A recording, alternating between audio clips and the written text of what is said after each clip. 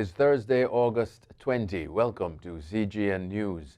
Several Caribbean countries have expressed an interest in joining the World Health Organization's COVID-19 vaccine global access COVAX facility. Pan American Health Organization PAHO Director Dr. Carissa Etienne says this will benefit the countries when coronavirus vaccines become available. The COVAX facility is designed to provide countries with quick and equitable access to vaccines, GIS News reports.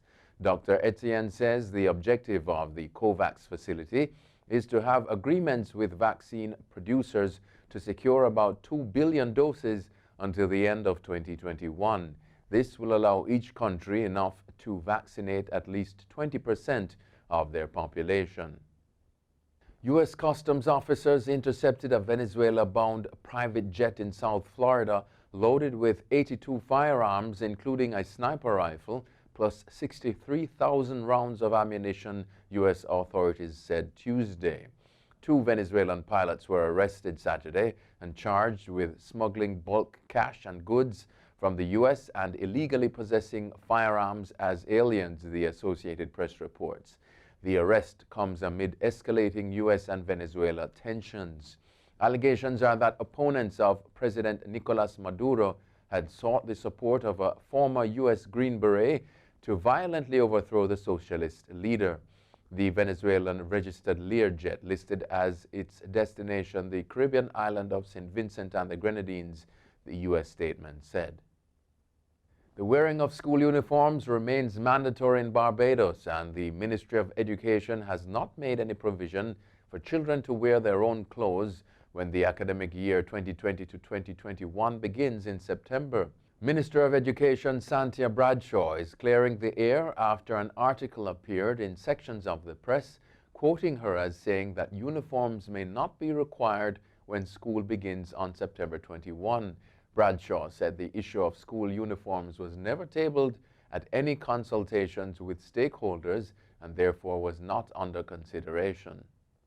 The Office of the President of Guyana is advising the public to be aware of a fake account on social media platform Twitter, purporting to be the official account of President Ifran Ali.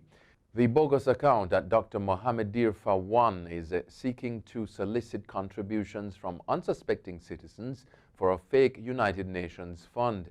The public is advised that the Twitter account is fraudulent and that they should refrain from engaging the page.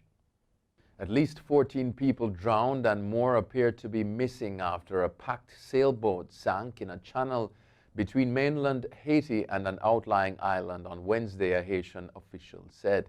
José Rithon, coordinator of the Civil Protection Office in Haiti's Northwest Department, told the Associated Press that the boat sank around 1 p.m. as people returned from market day in a town about an hour's trip across the La Tortue Channel. 9 survivors were rescued from the water, but an unknown number remained lost at sea, Rithon said. He said it was unclear how many passengers had paid about $1 to board the boat, but such vessels often hold dozens of people. The St. Kitts Nevis government has defended its decision to allow 2 ships of the Royal Caribbean Cruise Lines to visit the Twin Island Federation. Prime Minister Dr. Timothy Harris said much consideration and deliberation had taken place before the go-ahead had been given for the visits of the ships, Rhapsody of the Seas and Vision of the Seas. He said that experts advised that the risk associated with the granting of safe harboring for the 2 vessels is very low. Harris said in granting the approval, the crews of both vessels were all required to have a negative COVID-19 test and be placed in quarantine on the ship for 14 days. The Rhapsody of the Seas was scheduled to dock on Wednesday, and the Vision of the Seas is expected to arrive on August 24.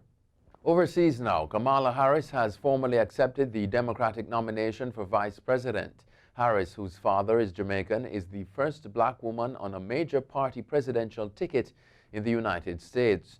She addressed the Democratic National Convention's 3rd night after former President Barack Obama warned that American democracy itself was at risk if President Donald Trump wins re-election this fall. Harris issued an urgent plea for voters of all colors to rally behind Joe Biden and find a way to vote despite concerns about the pandemic and postal slowdowns, the Associated Press reported.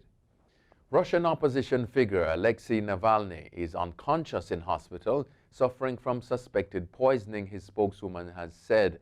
The BBC reports that the anti-corruption campaigner fell ill during a flight and the plane made an emergency landing.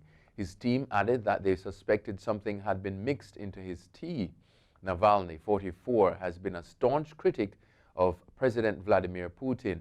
In June, he described a vote on constitutional reforms as a coup and a violation of the Constitution. The reforms allow Mr. Putin to serve another 2 terms in office. The Kremlin said that it wished Navalny a speedy recovery. The first 9 days of New Zealand's COVID-19 lockdown were unlawful, the country's High Court has ruled. Wellington lawyer Andrew Borrowdale had challenged the legality of steps taken in the early stages of lockdown, including calls by Prime Minister Jacinda Ardern between March 26 and April 3 for citizens to stay home. The court found authorities erred by not placing their initial request for Kiwis to stay home into law, the Associated Press reports. That order was not passed until April 3. This ruling could present a legal issue for the government if anyone arrested or detained from March 26 to April 3 takes action. The Chinese Super League is planning to allow a very limited number of spectators into a high-profile match on Saturday. The first-time fans can attend a game since the coronavirus pandemic.